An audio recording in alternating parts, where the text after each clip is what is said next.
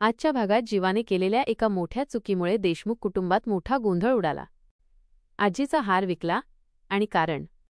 आजीच्या सोन्याच्या हाराबद्दल विचारणा झाल्यावर जीवा कबूल करतो की त्याने तो विकला आहे, कारण त्याला पैसे हवे होते। जीवाचे हे बोलणे ऐकून रम्या, वसू आत्या आणि पार्थला धक्का बसतो। पार्थ जीवावर का ओरडतो की त्याने असे का केले आणि कसली गरज होती। वसू आत्याचा संताप आणि विक्रमला सत्य कळले। वसू आत्या लगेच पुढे येऊन जीवावर तोंडसुख घेतात आणि म्हणतात की त्यांनी आधीच आईला हा हार रम्याला द्यायला सांगितला होता, पण आईने जीवावर विश्वास ठेवला। जीवाला सत्य कसे कळले हे मानिनी विक्रमला विचारते।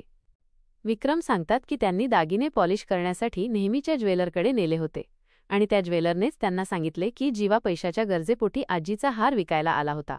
आपल्या मुलाने एवढी मोठी गोष्ट लपवल्यामुळे विक्रम अत्यंत दुःखी आणि संतापलेले आहेत। आनंद निवाससाठी मोठे त्याग। नंदिनीच्या मध्यस्थीनंतर जीवा कबूल करतो की त्याने आनंद निवास परत मिळवण्यासाठी तो हार विकला। हे ऐकून नंदिनीलाही धक्का बसतो, कारण तिलाही ही गोष्ट माहीत नव्हती।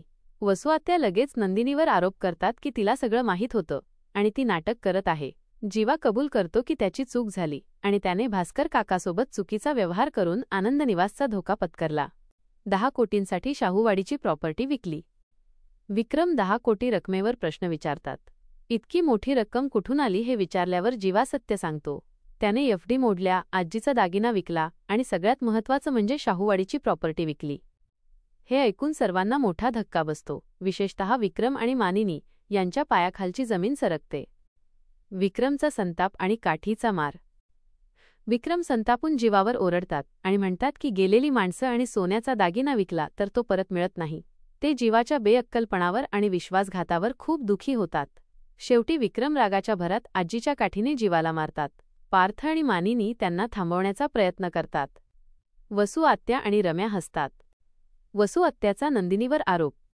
विक्रम जीवावर चिडलेले असताना वसू आत्या नंदिनीवर आरोप करतात की तिला सगळं माहीत होतं आणि तिने मुद्दाम गप्प राहून स्वतःचा फायदा करून घेतला, कारण आनंद निवास परत मिळवणे हा तिचा उद्देश होता। काव्या आपल्या ताईची बाजू घेते आणि वसू आत्यावर रम्यावर चिडते। ती म्हणते की नंदिनीचा नाईलाज होता आणि तिला हार विकल्याबद्दल किंवा जमीन विकल्याबद्दल माहीत नव्हते।